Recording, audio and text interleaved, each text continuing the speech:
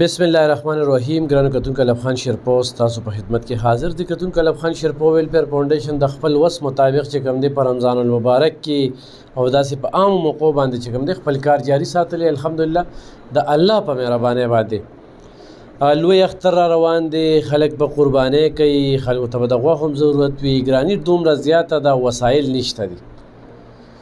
کله یو ملک کې ګراني زیاتېږي نو وسایل هم ورته پیدا کېږي. بدمرغۍ نه دلته کې نه په چا چې ګراني راځي یا په چا ټیکسونه راځي هغوی ته چې کوم دی مواقع نه ورکړی کېږي. خو دا نظام دی د الله پاک چلی دا زموږ ستا خوښه نه ده، ګینې ډېره زیاته ګرانه ده. دا مور راغلې ده، د دې مور دوه لوریانې دي په کور کې. یو لور دغه ولاړه ده چې د اختر نه پس یې واده دی او هېڅ څه درک نه لګي. یو لور یې معذوره ده، یو یې دا زوی دی. ما له روجو کې راغلی د سوداګانې وړلي، خو په دې روجه کې نه ده راغلی. داسې ده که نه؟ مور ژوند څنګه تېرېږي؟ ډېر حالات مې ډېر ګډوډ دي او په لور مې څه چل کېږي اوس مې نشته، هېڅ هم نشته. ګټه وټه دې څه ده؟ ګټه وټه هېڅ مې هم نشته. چاله ځای جار کوم، چاله لوښي وینځم. په هغې څه درکړي بچو له یوسي؟ چې هغې سره کې نه یو بسم او چې هغې سره نه کې واپس راشم. خاوند دې کله مړ دی؟ خاوند مې 3 کاله برابر شو. دا بچی سبق نه وایي؟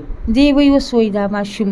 دی خو به کله څه غواړي م که نه؟ هر څه جامې رانه غواړي، پیزار رانه غواړي، هر څه رانه غواړي. نه وي اوس مې نشته. د لور واده دې کله دی؟ د اختر نه پس دی. سرې ولا کړي دي؟ هېڅ مې لا نه دي کړي. د جامې هېڅ هم نه دي کړي. د سریان دریان په خپل کور کې او لور مې راته پرته ده، په هغې هم څه چل کېږي.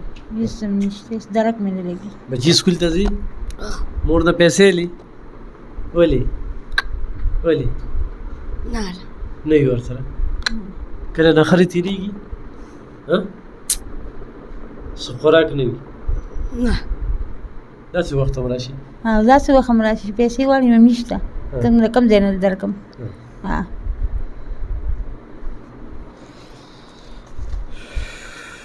دا د کرۍ والا دا چې کوم دی نو دا ونیسه. صحیح ده بچی؟ دا وړو بورې والا. ښه کتونکو د دې خوراکې د دې بچی واده کول دي، د دې خوراکې د دې بچی واده کول دي. مورې موبایل دسه شته؟ نشته راسره. نشته په ما د چې اعتماد وي نو ما ته رولېږي چې دې مور له همدغه شانتې په کیمره ورکړم. د رزړ اوسېدونکي د ځای راته معلوم دی، ورتلی شم، تاسو وربوتلی شم.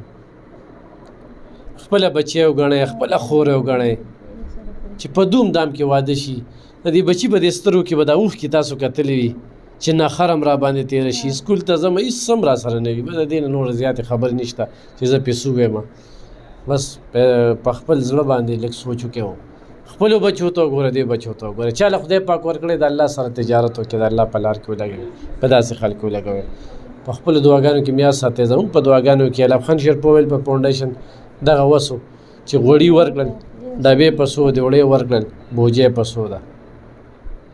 نو تاوان دا سره وکړه، ډېره مننه، خوشحاله.